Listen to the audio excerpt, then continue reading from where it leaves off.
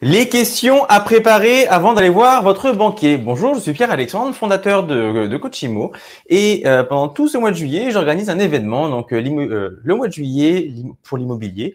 Tout simplement, ce sont des vidéos en live principalement pendant tout le mois, une fois par jour, un rendez-vous quotidien pour pouvoir avoir les informations nécessaires. Si aujourd'hui, vous souhaitez vous lancer dans un achat immobilier, que ce soit pour votre résidence principale, pour la résidence locative ou à la rigueur un achat pour une résidence secondaire. Et vous allez pouvoir récupérer un maximum d'informations qui justement permettent de faire la différence sur un projet qui est non préparé à l'état de préparé ou également un projet réussi en faisant des grosses économies. Aujourd'hui, la question, c'est du coup les questions à se poser avant d'aller voir son banquier. Hier, on a vu que il y avait 4 erreurs principales qu'on faisait souvent avant d'aller voir notre banquier. Et ces erreurs sont souvent finalement des erreurs classiques parce que on se pose pas la question en fin de compte avant d'aller voir son banquier, on se projette directement sur le projet sans se poser la question de la base. C'est le cas dans mon quotidien, dans le sens où je suis courtier en financement immobilier, auquel cas je vois un paquet de personnes au quotidien qui me disent moi je viens parce que j'ai trouvé la maison, donc maintenant je vais la financer. D'accord, vous voulez la financer, mais la financer comment, quels est les montants, etc. Et en fin de compte, on se rend compte vite que les personnes, on va leur créer après une solution qui va être sur mesure, mais pas finalement ce qui aurait été prévu dès le départ. Et quand on va voir son banquier, ça revient au même en fait. Le banquier, lui, il va arriver et puis il va se dire ok, bonjour, vous avez vos documents, oui, c'est bien, non, c'est pas bien, c'est plus compliqué. On va faire une étude et puis on va voir ce que ça donne. En gros, ça va être ça. Parce que lui, le banquier, lui, il va remplir des cases en fin de compte et après, il va faire ce qu'on appelle un scoring pour vous dire si oui, si non et si oui, dans quelles conditions. Et il y a beaucoup de personnes qui ne se posent pas cette question-là de se dire ok, mais le banquier, lui, quelle question il va se poser?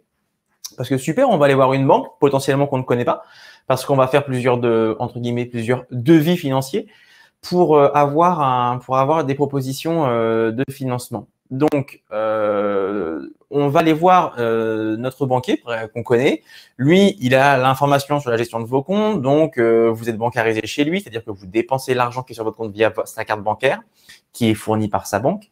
Et lui, il va pas se poser trop de questions. Par contre, il va dire, d'accord, mais on va aller plus dans le détail cette fois-ci. Quel revenu? Quelle charge? Pourquoi ce projet? Il va aller vraiment plus loin. Quelle est la valeur réelle du bien? Parce que si demain on finance à 110%, c'est-à-dire le montant de l'acquisition plus les frais, si jamais demain vous ne remboursez pas, on a une capacité à saisir le bien, comment on est remboursé? Voilà, c'est des questions comme ça qu'il va falloir un petit peu préparer. Et alors, surtout, quand on va aller voir des banquiers qu'on ne connaît pas, alors là, les questions qui vont arriver sont plutôt assez précises parce qu'elles vont dire, OK, bonjour, on va se rencontrer. Donc, ils vont vous dérouler une trame classique, ce que je faisais aussi au Crédit Agricole pour le coup. Et ils vont vous dire, d'accord, mais si on vous prête de l'argent, vous faites quoi en retour? Parce que c'est bien beau, vous venez ici, vous allez emprunter 150, 200 000 euros. Mais par contre, en retour, vous faites quoi? Et la question à se poser, c'est qu'est-ce que je suis prêt à faire? Alors, en tant que courtage, nous, ce qu'on fait tout le temps, c'est qu'on demande la bancarisation, c'est-à-dire qu'en fin de compte, on va demander à ce que la personne qui va faire le prêt utilise le compte de cette nouvelle banque qui prête l'argent pour pouvoir vivre, c'est-à-dire payer ses factures, payer l'eau, gaz, électricité, payer les frais sur sa voiture, payer l'alimentaire, payer tout ça, les fringues, etc. C'est-à-dire utiliser de manière classique et récurrente une carte bancaire dans l'organisme qui prête. C'est ce qu'on appelle la bancarisation. Donc ça, c'est ce qu'on demande assez systématiquement parce que c'est là où la banque va faire finalement pas mal de profits et c'est ce qui va l'intéresser. Également, vous pouvez aussi proposer des choses qui sont très intéressantes. Et alors là, ça, c'est très rarement entendu. Donc ça, c'est une bonne info que les banquiers sont assez friands finalement. C'est si vous avez des placements ailleurs, par exemple un livret A, un livret de développement durable solidaire, des choses comme ça par exemple, qui sont facilement déplaçables pour compte, vous demandez simplement à la rigueur, vous dites écoutez, si vous m'octroyez le prêt, je vous valide le transfert de ces fonds-là de la banque 1 à la banque 2, c'est-à-dire à vous. Et ça, du coup, la banque, elle va se dire super, parce que du coup, on va créer on va ouvrir un livret, on va cocher un bâton, on va verser de l'argent dessus, on va cocher un autre bâton. Vous allez avoir un nouveau compte, un petit bâton. Vous allez avoir une carte bancaire, encore un bâton. C'est un peu caricatural ce que je dis, mais c'est assez présent dans beaucoup de banques encore aujourd'hui. Pour le coup, c'est ce qu'on appelle la bâtonnade. Et en fin de compte, c'est peut-être bête, mais le banquier, lui, va se dire ah ouais, mais je vais pouvoir fidéliser un client. Donc, ça va me permettre après de me dire Ah ouais, mais mon client, il est là aujourd'hui, je vais le garder demain. Donc, si vous allez voir un banquier, n'hésitez pas à préparer ça dans votre tête de vous dire, bah écoutez, si vous me faites un pas vers moi, je fais un pas vers vous, pas de souci. Si vous me faites un prêt préférentiel avec une ligne spécifique, ça, si vous voulez savoir, vous mettez en commentaire, on verra plus tard. C'est du montage de courtier, hein, mais bref. Je vous laisse l'assurance habitation chez vous. Faites-moi un devis pour la voiture. Je vous dis pas que je vais la prendre, mais au moins je regarde.